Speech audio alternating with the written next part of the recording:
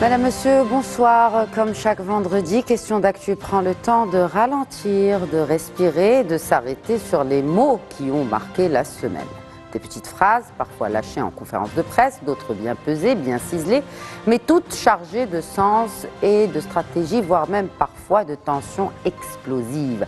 Ce soir, on décrypte avec vous le poids des mots et leurs impacts sur le monde qui nous entoure, dans la politique, la diplomatie, l'économie ou encore la société. Et pour les lire entre les lignes, je reçois deux observateurs aguerris qui vont passer au crible les verbatims les plus marquants au niveau national comme international. Alors au menu cette semaine, au Maroc d'abord, à l'occasion du 1er mai, le ministre de l'Emploi marocain, Younes Skouri, tend la main aux exclus du système. Il leur promet des emplois bien qu'il n'ait pas de diplôme. Est-ce un coup d'accélérateur véritable qui est tant attendu? Réponse avec nos invités ce soir. Atlantique Sud cette fois, nouvelle frontière géopolitique. Le Mali applaudit l'initiative royale atlantique une nouvelle fois. On décode ensemble les enjeux derrière cette vision. Et de l'autre côté de l'Atlantique, Donald Trump, toujours en mode superlatif, les 100 premiers jours les plus réussis de toute l'histoire présidentielle, réalité ou storytelling XXL, on sort la loupe. Tension au bord de l'escalade entre l'Inde et le Pakistan. Est-ce un sursaut de communication ou un vrai risque de conflit? On en parle ce soir avec mes invités qui se joignent à nous. D'abord depuis Dubaï, l'expert en intelligence stratégique et économique, Oussama Wassili. Bonsoir et merci de vous joindre à nous. Bonsoir Khadija et merci pour votre invitation. Marhaba. Depuis Casablanca, le doyen de l'Institut de sciences politiques à l'Université Mundiapolis, Ali El-Harichi. Bonsoir et bienvenue à vous également. Merci beaucoup, chère Khadija. Bonsoir. Alors, ma première question vous est destinée justement, professeur El-Harichi. Arrêt sur cette première citation donc, du ministre de l'Inclusion, de l'Emploi, de la Petite Entreprise et des Compétences, Younes Skouri, qui a déclaré, je cite, et ce en marge du 1er mai, les entreprises qui emploient des personnes sans diplôme bénéficieront de subventions, soit pour le paiement des salaires de cette catégorie, soit pour leur formation, ou les deux à la fois. Fin de citation. Alors, les aides promises aux entreprises qui recrutent des personnes sans diplôme sont-elles une vraie révolution sociale ou juste un coup de com'? Elle est Harichi. En effet, donc, la proposition du ministre est une nouveauté au Maroc du fait que le ministère prend en charge, donc en subventionnant les entreprises, on prend en charge l'emploi directement, que ce soit par une subvention directe, c'est-à-dire en payant les salariés ou en contribuant à leur formation, ou bien les deux à la fois. Il faut dire que c'est une proposition un peu inédite. Vous voyez que même le chiffre proposé aujourd'hui, on parle d'un chiffre qui passe de 30 000 à 100 000. C'est une action sociale très importante, bien sûr, s'il est décliné, si on arrive réellement à l'articuler, d'autant plus quand on voit les propositions ou les différentes propositions faites par le ministre, c'est orienté vers des secteurs stratégiques, c'est-à-dire des secteurs qui ont besoin, c'est-à-dire où il y a un appel d'offres pour l'emploi, que ce soit l'automobile ou que ce soit d'autres secteurs. Donc, quand on parle même de formation professionnelle, des soft skills, pour orienter ceux qui sont dans le domaine du tourisme, c'est une proposition, comme j'ai dit, qui est inédite, qui est importante.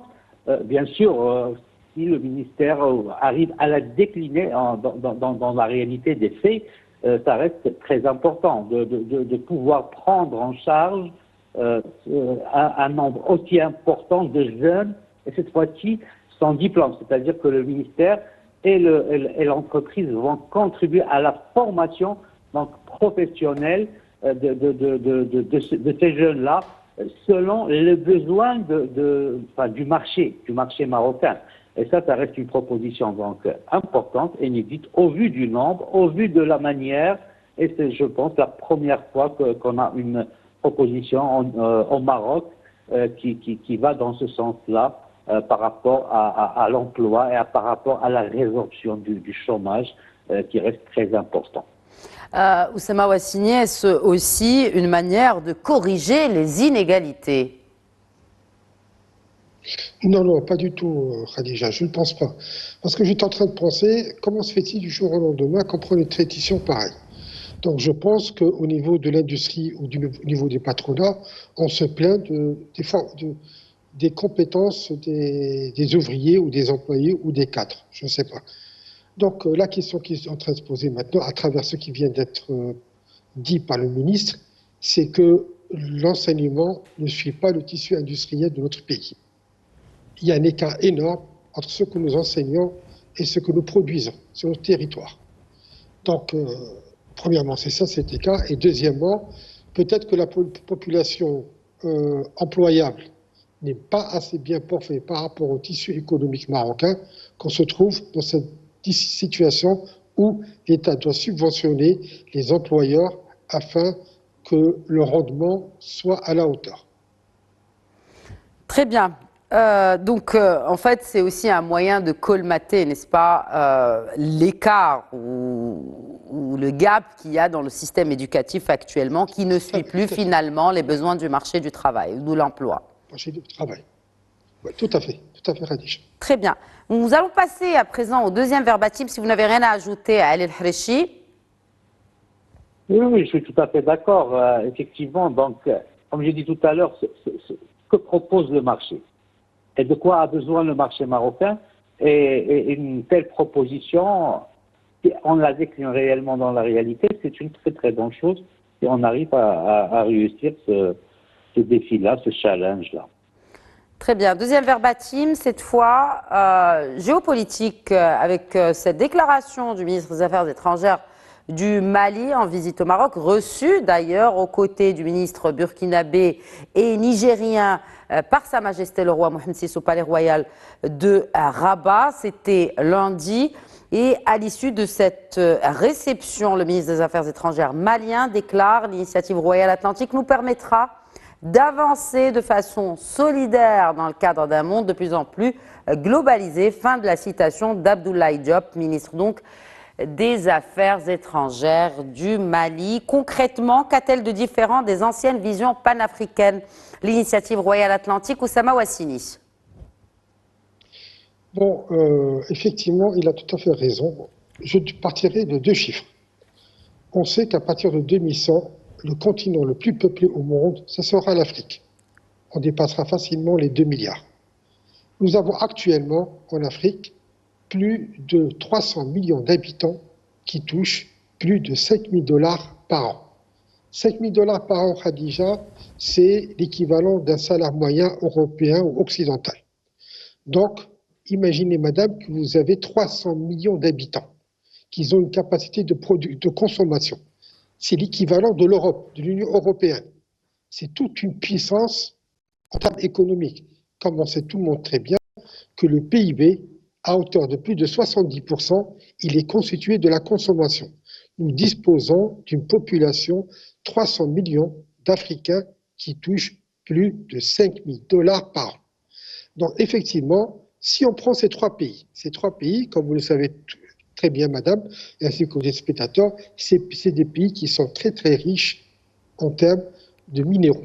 Pourquoi alors, d'ailleurs ça a été rappelé par le président par transition du Mali, pourquoi ces pays sont pointés du doigt par les institutions internationales comme étant les plus pauvres au monde? Si vous dites qu'ils sont très riches en termes de minéraux, pourquoi sont-ils aujourd'hui considérés, que ce soit le Burkina Faso, le Mali ou le Niger, considérés, rappelés d'ailleurs encore une fois à très juste titre par le chef de l'État actuel, pourquoi ils sont considérés comme les plus pauvres s'ils disposent d'autant de richesses souterraines? Malheureusement, les contrats ont été mal négociés, tout simplement. Voilà, c'est tout. Ou bien des lobbying qui sont en train de faire ce qu'ils veulent dans ces régions, ou peut-être les guerres qui ont été créées pour pouvoir disperser un peu l'effort du gouvernement. Donc il y a toujours une raison. Mais l'avantage qu'il y a actuellement, c'est que effectivement, Sa Majesté, à travers du port de Dakhla, va permettre à ces pays de pouvoir exporter et de mieux vendre leurs produits. Ce qui permettra effectivement, derrière tout ça, c'est d'augmenter la classe moyenne, Khadija. Plus vous aurez de classe moyenne, plus les pays seront importants et plus les pays deviendront plus riches. On ne peut pas devenir riche avec une population moyenne, d'une classe moyenne qui ne dépasse pas les 20%. Vous savez, on n'a pas d'effet de levier. Très bien. Ali El-Harichi, oui, je vous laisse finir. Voilà, donc comme je vous disais, donc si on peut rendre des pays plus démocrates, il faut que la classe moyenne dépasse les 50%. Très bien. Comment cette initiative, aujourd'hui appelée processus Afrique-Atlantique, comment peut-il repositionner cette fois? On va passer de la sphère économique à la sphère géopolitique. Comment ce processus peut repositionner l'Afrique comme un acteur central dans l'ordre mondial, dans le nouvel ordre mondial, Ali El-Harichi? Oui, tout d'abord, l'initiative atlantique, donc cette initiative-là, cette proposition de Sa Majesté le roi Mohammed VI, elle est très importante parce que, tout d'abord, elle s'adresse à 23 États africains qui sont sur l'Atlantique et puis aussi aux États enclavés, donc les 3 États dont nous parlons, le Mali, le Burkina Faso et le Niger. Donc cette initiative-là, elle est très importante. Cette initiative-là permet, d'une part, l'ancrage de la coopération sud-sud, et il permet aussi d'articuler le rôle du Maroc comme pourvoyeur de stabilité et de sécurité dans la région. Parce que la géopolitique ne peut pas aller, si vous voulez, sans l'économique, sans une stabilité économique et sans une sécurité au niveau des citoyens. Donc, cette initiative-là, qu'est-ce qu'elle permet? Elle permet d'abord à tous ces États africains d'abord d'instaurer cette force, cette coopération sud-sud, et cette coopération sud-sud à travers ce qui est économique, mais comme je l'ai dit, à travers ce qui est sécuritaire, et pour permettre une stabilité. Quand un marché est stable, il y a une dynamique qui va avec. Donc, cette initiative atlantique, qu'est-ce qu'elle va permettre? Le Maroc, d'abord, c'est un pont, nous savons, entre l'Afrique et l'Europe. Aujourd'hui, c'est une ouverture vers l'Atlantique, une ouverture vers les Amériques, et cela est très important. Tout à l'heure, on parlait des richesses de ces pays-là, des richesses qui parfois, au vu des accords passés, qui n'étaient pas justes, je dirais, ou qui n'étaient pas équilibrés entre les États africains et d'autres puissances.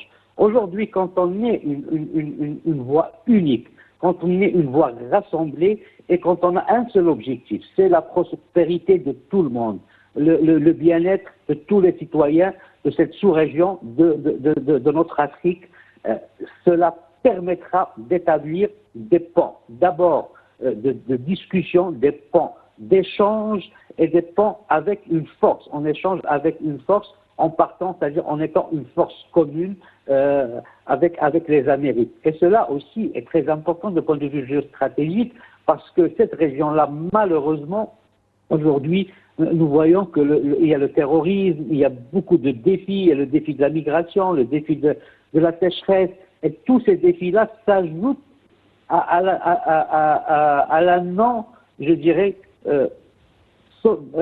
coopération qui reste très, très, très infime. Heureusement que le Maroc, depuis une vingtaine d'années, il s'est engagé dans cette coopération sud-sud, que ce soit par l'investissement direct étranger, que ce soit par ces voies-là, donc cette ouverture de l'Atlantique pour des pays, soit sur l'Atlantique, soit des pays enclavés, par le projet du gazoduc Maroc-Nigeria qui va permettre quand même d'établir et de créer de l'emploi pour tous ces États-là, pour tous ces États africains, et même ceux qui sont enclavés. Donc c'est une dynamique économique, une dynamique qui permet d'avoir une stabilité au niveau de la région, aussi la sécurité, et qui permettra bien sûr une croissance économique et un développement commun.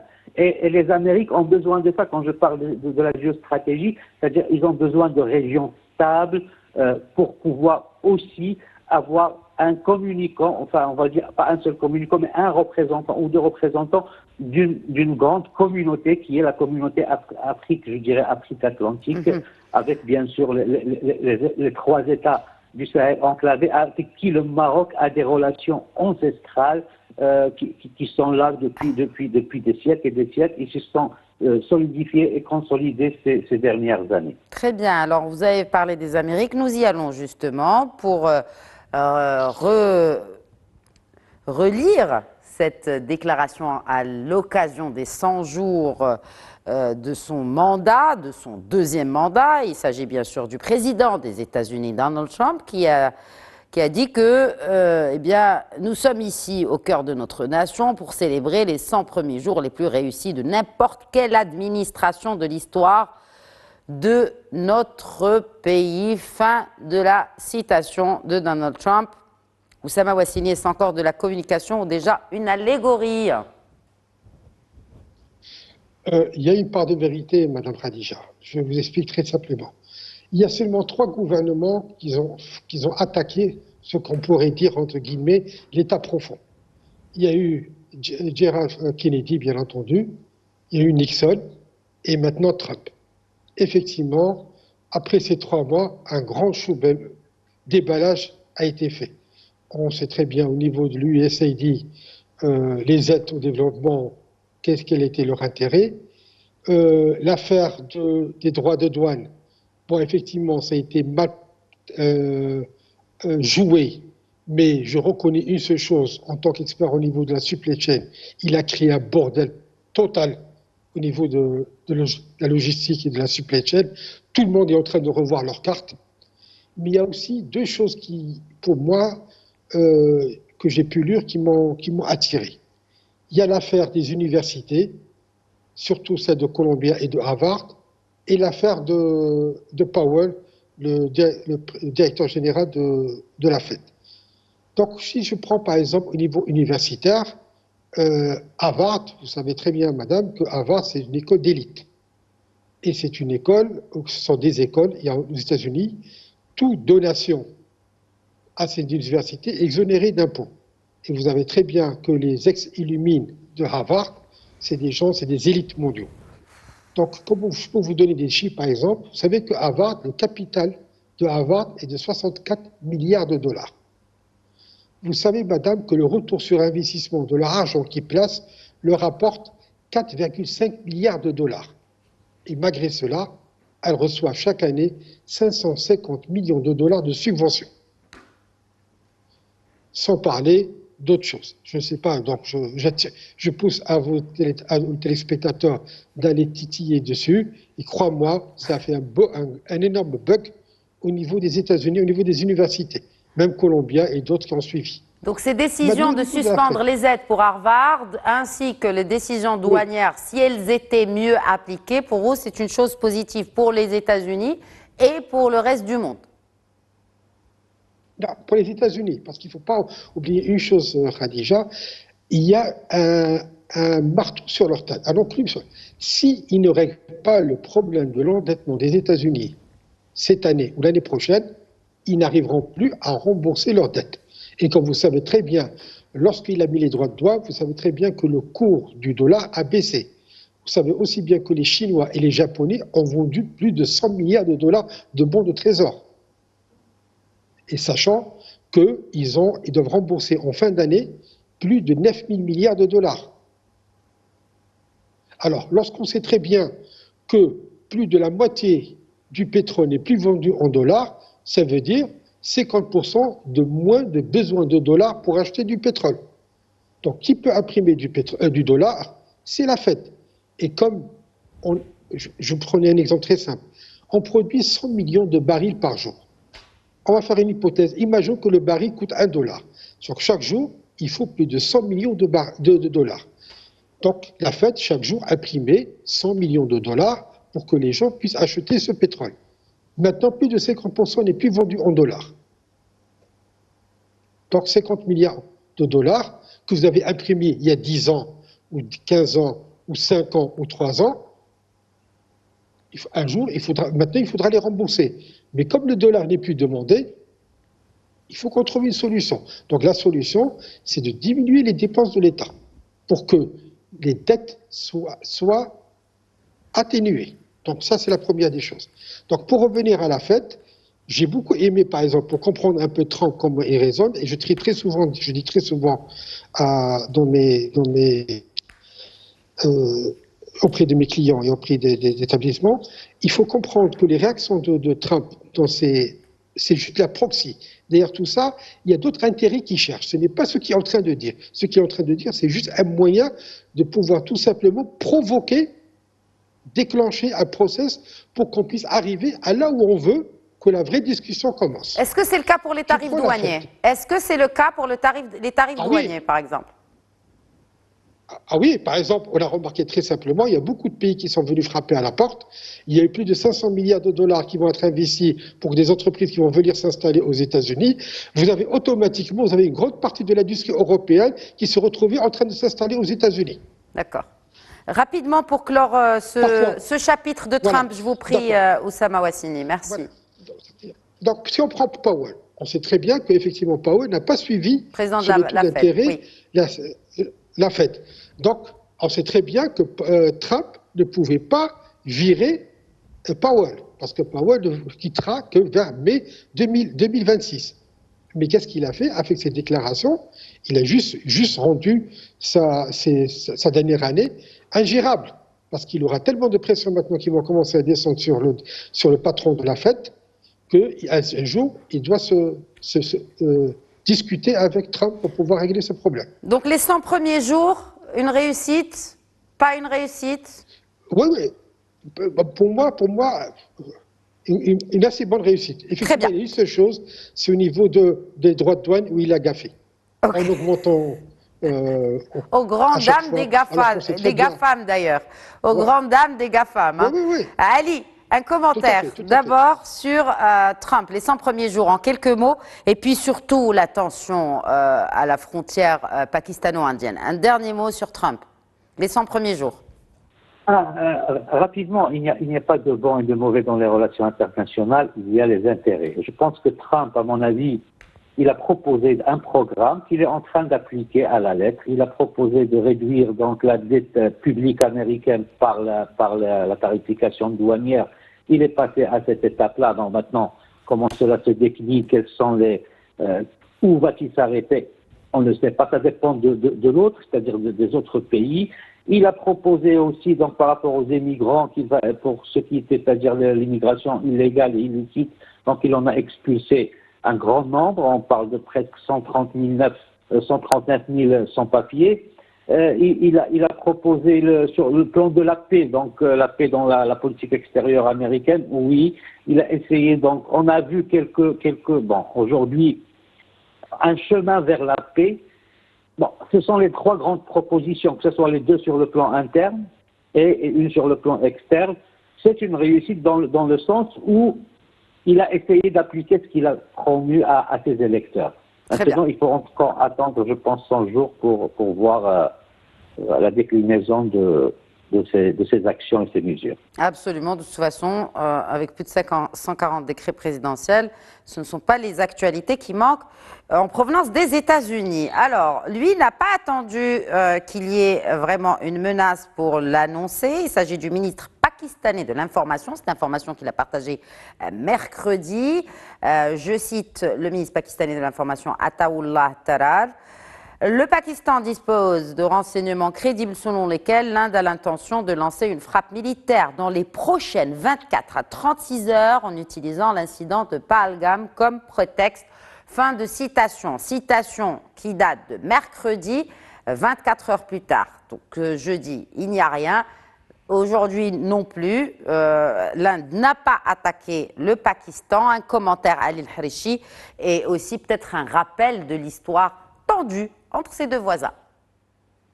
Oui, c'est un conflit qui dure depuis 70 ans, plus. Donc, depuis l'indépendance de ces deux pays, la division donc, entre le Pakistan et l'Inde depuis 1947. Après, la tension, elle est par rapport à la région, au Cachemire. Donc, il y a une partie du Cachemire indien et le Cachemire, bien sûr, pakistanais.